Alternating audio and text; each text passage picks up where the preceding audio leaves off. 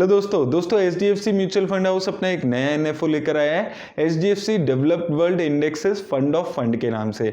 तो दोस्तों सबसे पहले हम क्विकली समझ लेते हैं एनएफओ क्या होता है। तो जैसे कोई नई कंपनी जब अपने आप को मार्केट में लिस्ट करती है तो वो अपना आईपीओ लेकर आती है, वैसे ही जब कोई नया म्यूचुअल फंड आता है वो अपना एनएफओ लेकर आता है, यानी कि न्यू फंड ऑफर। दूसरी चीज आती है यहाँ पर कि फंड ऑफ फंड्स क्या होते हैं। तो दोस्तों फंड ऑफ फंड्स वो फंड्स होते हैं जो डायरेक्टली किसी इक्विटी में पैसा नहीं लगाते हैं। ये फंड्स दूसरे इंडेक्स फंड्स ईटीएफ्स को परचेज करते हैं और उसमें अपना पैसा डालते हैं। अब जैसे कि हम इस अपने एनएफओ वाले फंड की बात करें तो ये इन्वेस्ट करने वाला है 4-5 अलग अलग ईटीएफ और इंडेक्स फंड में, जिसके बारे में हम इस वीडियो में डिटेल में देखने वाले हैं। और एंड में मैं आपको ये भी बताऊंगा कि क्या आपको अभी इसमें इन्वेस्ट करना चाहिए या नहीं करना चाहिए। तो आइए देख लेते हैं वीडियो। तो दोस्तों ये एक open ended fund of funds है। Open ended fund of funds का मतलब ये हो जाता है कि ये एनएफओ पीरियड खत्म होने के बाद भी आप इसमें अप्लाई कर सकते हैं। अगर हम इसके एनएफओ पीरियड की बात करते हैं तो 17 सितंबर 2021 से लेके 1 अक्टूबर तक ये एनएफओ ओपन रहने वाला है। अब दोस्तों अगर हम इस फंड के बारे में और डिटेल में बात करते हैं तो जैसे कि मैंने आपको बताया था ये एक फंड ऑफ फंड्स है, तो ये डायरेक्टली किसी इक्विटी में इन्वेस्ट नहीं करेगा और ये फंड ईटीएफ और इंडेक्स फंड के कॉम्बिनेशन में इन्वेस्ट करने वाला है। और इसका अल्टीमेट गोल ये रहने वाला है कि एमएससीआई वर्ल्ड इंडेक्स को ट्रैक करे। और दोस्तों अगर हम एमएससीआई वर्ल्ड इंडेक्स के बारे में बात करते हैं तो ये लार्ज और मिड कैप काफी सारी कंपनीज को रिप्रेजेंट करता है। 23 डेवलप्ड मार्केट कंट्रीज यहां पर कवर हो जाती है और 1500 से ज्यादा कंपनीज इसमें कवर हो जाती हैं। अब दोस्तों अगर हम बात करते हैं कि ये किस ईटीएफ और इंडेक्स फंड में पैसा लगाने वाला है तो ये टोटल 5 इंडेक्स फंड और ईटीएफ मिला के पैसा लगाने वाला है। तो ये फंड ऑफ फंड्स जो है ये क्रेडिट स्विस इंडेक्स फंड और ईटीएफ में पैसा लगाएगा। इसमें एक ईटीएफ रहने वाला है और 4 इंडेक्स फंड रहने वाले हैं। जो ईटीएफ है वो यूएसए की कंपनीज को ट्रैक करने वाला है, उसके अलावा यूरोप, जापान और कनाडा जैसी कंट्रीज की कंपनीज को ट्रैक किया जाएगा। अब दोस्तों मैं आपको डिटेल में एक बार और यहां पर बताता हूं कि कौन सी कंट्रीज कौन से रीजन यहां पर रहने वाले हैं। तो 5 रीजन ये जो डेवलप्ड मार्केट इंडेक्स है वो कवर करता है, कनाडा, यूएसए, यूरोप, जापान और पैसिफिक एक्स जापान। और कंट्रीज की अगर हम बात करते हैं टोटल 23 कंट्रीज कवर करता है। अब हम यूरोप के रीजन में देखते हैं तो यूके, फ्रांस, स्विट्जरलैंड, जर्मनी ऐसी कंट्रीज भी यहां पर कवर हो जाती हैं। उसके अलावा ऑस्ट्रेलिया, सिंगापुर, न्यूजीलैंड इन कंट्रीज की भी कंपनीज ये जो इंडेक्स है वो कवर करता है। तो दोस्तों अगर हम इसको समराइज करें तो 5 रीजन 23 कंट्रीज यहां पर कवर हो जाती है, 14 अलग करेंसीज की कंट्रीज कवर हो जाती हैं। और अगर हम कंपनीज की बात करते हैं तो टोटल 1559 कंपनीज यहां पर ये कवर करता है इंडेक्स। और अगर हम डाइवर्सिफिकेशन वाइज अगर हम देखते हैं तो यूएसए की 68% कंपनीज होंगी, वही यूरोप 19%, जापान 7% और बाकी रीजन 3% यहां पर रहने वाले हैं। और अगर हम सेक्टर वाइज एलोकेशन की बात करते हैं तो 22% जो पैसा है वो यहां पर एलोकेशन आईटी सेक्टर को है, 13% एलोकेशन फाइनेंशियल सेक्टर को है। उसके साथ साथ हेल्थ केयर सेक्टर में भी 13% के आसपास यहां पर एलोकेशन आप देख सकते हैं।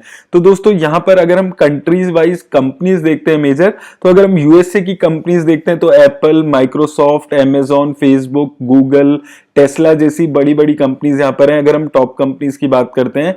उसके अलावा यूरोप, जापान, कनाडा ऐसी कंट्रीज की भी अगर हम कंपनीज देखते हैं तो बड़ी बड़ी कंपनीज इन सब कंट्रीज की यहां पर कवर हो जाती हैं। कनाडा में Shopify, royal bank of Canada जैसी बड़ी बड़ी कंपनीज यहां पर कवर हो जाती हैं। वहीं यूरोप में अगर हम देखेंगे नेस्ले जैसी कंपनी यहां पर कवर हो जाती है, जापान में टोयोटा मोटर जैसी कंपनीज। तो ये जो 23 कंट्रीज हैं इनकी मेजर जितनी भी बड़ी बड़ी कंपनीज हैं वो सारी यहां पर इस इंडेक्स में आपको मिल जाएंगी। तो अगर आप बहुत ज्यादा कंट्रीज में इन्वेस्ट करना चाहते हैं तो ये एक उस टाइप का ये नया फंड आया है। अब दोस्तों अगर हम कंपनीज पे और यहां पर बात करते हैं तो आप देख सकते हैं अल्फाबेट इंक यानी कि Google, Disney, Facebook, Amazon, Apple, eBay, GE, Naik ऐसी कंपनीज यहां पर आपको देखने को मिल रही है। उसके अलावा एस्ट्राजेनेका जो एक हेल्थ केयर कंपनी है, भी काफी नाम हुआ था इस कंपनी का, सोनी, टोयोटा ऐसी कंपनीज भी यहां पर कवर हो रही। तो काफी बड़ा स्कोप है इसका, बहुत सारी कंपनीज, बहुत सारी डेवलप्ड कंट्रीज की बड़ी बड़ी कंपनीज इस इंडेक्स में यहां पर कवर हो जाती हैं। और दोस्तों अगर हम इस इंडेक्स की रिटर्न को कंपेयर करते हैं अपने निफ्टी 50 इंडेक्स को, तो अगर हम 5 सालों में देखते हैं तो 5 सालों में एमएससीआई वर्ल्ड इंडेक्स जो है ये निफ्टी 50 को आराम से बीट कर पा रहे हैं। निफ्टी 50 ने 11.8% के आसपास की रिटर्न दी है, वहीं इस इंडेक्स ने 14.3% की रिटर्न दी है।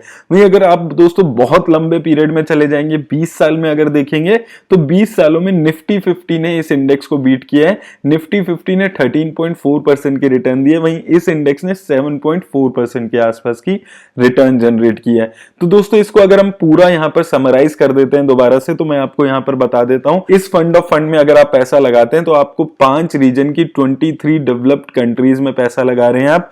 टोटल 1500 से ज्यादा की जो कंपनीज है वहां पर आप पैसा लगा रहे हैं। कंट्रीज कौन सी है, रीजन कौन से हैं, ये अभी हम डिटेल में यहां पर डिस्कस कर चुके हैं। जो 1500 कंपनीज हैं उसमें से भी मेजर कंपनीज जो हैं वो भी मैंने आपको यहां पर बता दी है। अब दोस्तों अगर हम इसके फंड के बारे में और डिटेल में बात करते हैं तो ये फंड का जो फंड मैनेजर रहने वाले हैं वो मिस्टर कृष्ण कुमार दागा जी रहने वाले हैं। प्लान्स की अगर हम बात करते हैं, डायरेक्ट प्लान और रेगुलर प्लान दोनों अवेलेबल हैं। ऑप्शंस यहां पर लेकिन आपको सिर्फ ग्रोथ ऑप्शन मिलती है, यहां पर IDCW ऑप्शन आपको नहीं मिलेगी। NFO में अगर आपको इसमें इन्वेस्ट करना है तो आपको कम से कम 5000 रुपए से यहां पर शुरुआत करनी होगी। अगर हम एग्जिट लोड की यहां पर बात करते हैं तो अगर आपने अपना डाला हुआ पैसा 30 दिन के अंदर निकाल लिया तो आपको 1% का एग्जिट लोड देना होगा, और अगर आप 30 दिन के बाद कोई भी पैसा अपना निकालते हैं तो आपको कोई एग्जिट लोड नहीं देना होगा। तो एग्जिट लोड इसका सिर्फ 30 दिन के लिए लगता है, ये एक अच्छी बात यहां पर हमें दिख रही है। अगर हम और फैसिलिटीज की बात करते हैं तो SIP, STP, flexi STP, flexi SIP जैसी सारी यहां पर आपको काफी सारी ऑप्शंस मिल जाती हैं। बेंचमार्क इंडेक्स जैसे मैंने आपको बताया, benchmark index MSCI world index रहने वाला है, और उस इंडेक्स को अगर ये फॉलो करने के लिए अलग अलग 5 इंडेक्स फंड और ETF में इन्वेस्ट करने वाले हैं। अगर दोस्तों यहां पर मैं इसकी एसेट एलोकेशन पे बात करता हूं तो 95 to 100% पैसा ये इंडेक्स फंड और ETF में लगाने वाले हैं जो हमने अभी डिस्कस किया। उसके अलावा 5% तक का पैसा ये अपना debt scheme, debt and money market instrument वगैरह में लगा सकते हैं। तो दोस्तों अब बात आती है कि क्या आपको इसमें इन्वेस्ट करना चाहिए या नहीं इन्वेस्ट करना चाहिए। तो दोस्तों इसका जो स्कोप है वो काफी बड़ा है, ये हमने अभी देखा है। बहुत सारी कंट्रीज की बहुत सारी कंपनीज में ये इन्वेस्ट कर रहा है। तो अगर आप इस टाइप के इन्वेस्टर हैं, आप इतनी सारी कंपनीज में, इतनी सारी कंट्रीज में इन्वेस्ट करना चाहते हैं तो ही आप इसमें इन्वेस्ट करें। मेरे को लगता है कि अगर आप NASDAQ 100 जैसे किसी फंड में ऑलरेडी इन्वेस्ट कर रहे हैं तो ऐसे एक फंड में इन्वेस्ट करने की आपको जरूरत नहीं है। और वैसे भी NFO में लमसम पैसा डालने का भी कोई मतलब नहीं बनता। इस फंड को आने दीजिए, 2-3 महीने इसको परफॉर्म करने दीजिए, उसके बाद अगर आपको ठीक लगता है तो आप ऐसे फंड में इन्वेस्ट करें। मेरी तरफ से दोस्तों बस इतना ही। अगर आपको ये वीडियो अच्छी लगी हो तो इसको लाइक और शेयर जरूर कर दें। धन्यवाद।